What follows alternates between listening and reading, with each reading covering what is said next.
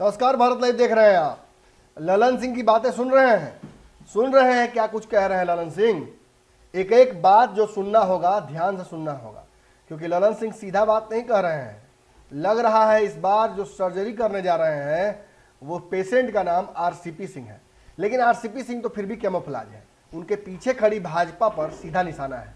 RCP Singh जिस तरीके से इस पूरे भाजपा जदयू के गठबंधन में दुश्मन बनते जा रहे हैं जदयू की तरफ से, ये नियति तभी तय हो गई थी जब उन्हें राष्ट्रीय अध्यक्ष बनाया गया था। आरसीपी सिंह पावर प्रैक्टिस करने वाले नेता हैं।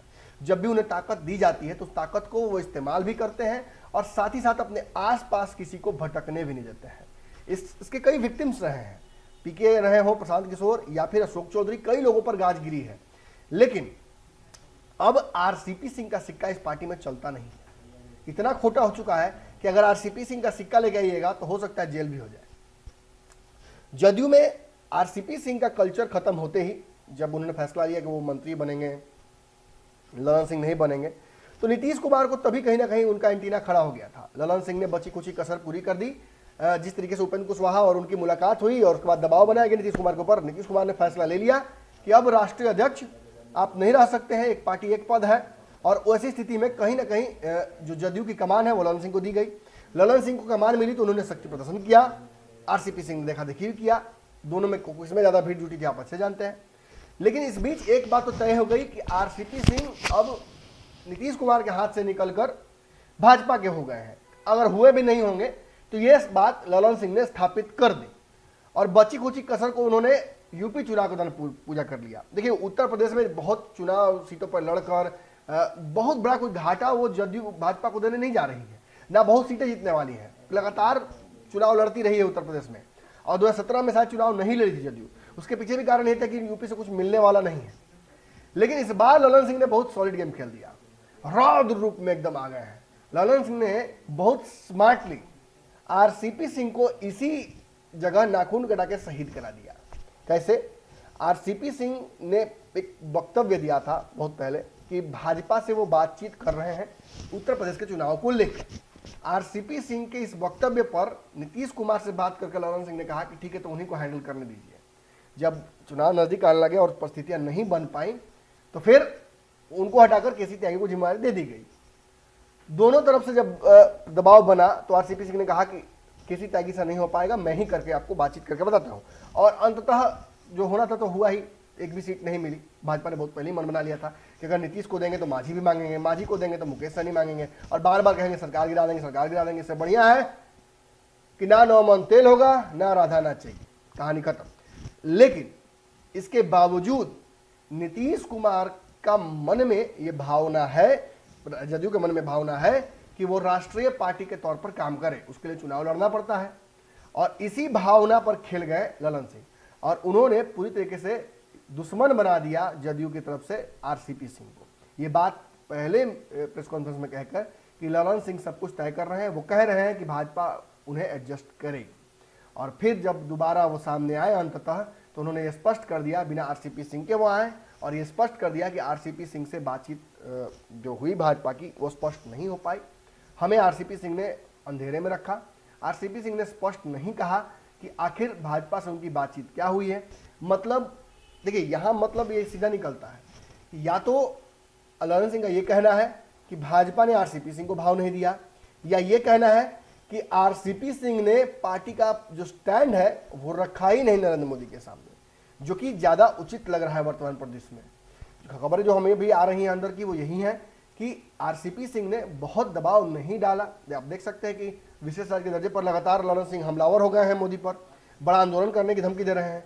लेकिन उसी बीच आरसीपी सिंह जब पूछा जा रहा है तो वो कह रहे हैं और भी राज्य है ना। मतलब आरसीपी सिंह अब भाजपामय हो चुके हैं और शुरू से उन पर आरएसएस वाले होने का आरोप लगता आया है। लेकिन नीतीश कुमार को इस बात से कहीं ना कहीं अब बेचैनी बढ़ गई है कि आरसीपी सिंह को जब तोड़ लिया तो आरसीपी सिंह को अपने साथ रखने का कोई मतलब नहीं बनता है। ऐसे में आरसीपी सिंह को दोबारा राज्यसभा भी जाना है, उसको लेकर भी एक बड़ा संशय होगा। लेकिन कहीं ना कहीं इन सब के बीच आरसीपी सिंह ने भी भाजपा के प्रति अपनी ईमानदारी दिखाकर अपने लिए आगे का रास्ता तो सुरक्षित कर लिया, और यही बात ललन सिंह भाप गए हैं। और ललन सिंह ने आज फिर देखिए बयान जारी करके कितना कुछ हमला किया है और कितना सलीके से, जो कहते हैं ललन सिंह का चरित्र रहा है कि वो होम्योपैथिक इलाज कर देते हैं, किसी का होम्योपैथी से सर्जरी भी कर देते हैं। इस बयान में ललन सिंह आप देखिए कि किस तरीके से उन्होंने आरसीपी सिंह को लेकर सारी बातें कह दी और कहीं ना कहीं एक ही बार में नाप दिया आरसीपी और भाजपा दोनों को। कोई झटका नहीं दिया। हाँ, आरसीपी सिंह साहब ने उन लोगों को 4 महीना पहले ये बताया था कि उनकी बात हुई है गृह मंत्री जी से, उनकी बात हुई है भारतीय जनता पार्टी के अध्यक्ष नड्डा साहब से, और वो लोग सहमत हैं कि उत्तर प्रदेश में हम लोगों को मिलकर चुनाव लड़ना चाहिए। और उसके आधार पर हम लोगों ने उनको कहा कि बहुत अच्छी बात है, अगर उन्होंने आपको आश्वस्त किया है तो बात करिए, बात करिए, अगर एडजस्टमेंट होता है तो कराइए। फिर उन्होंने कहा कि सूची मांग रहे हैं। हम लोगों ने 30 विधानसभा क्षेत्र की सूची बना है, श्री धर्मेंद्र प्रधान जी को सुपुर्द करेंगे।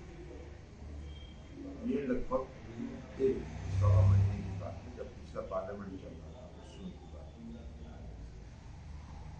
लेकिन उसके बाद कोई निष्कर्ष नहीं आया, कोई सकारात्मक उत्तर बीजेपी की तरफ से नहीं आया। बीच में कई दौर की बातचीत हुई श्री आरसीपी सिंह साहब से। आरसीपी सिंह साहब ने कहा कि बात हो रही है और समय निकलता जा रहा है।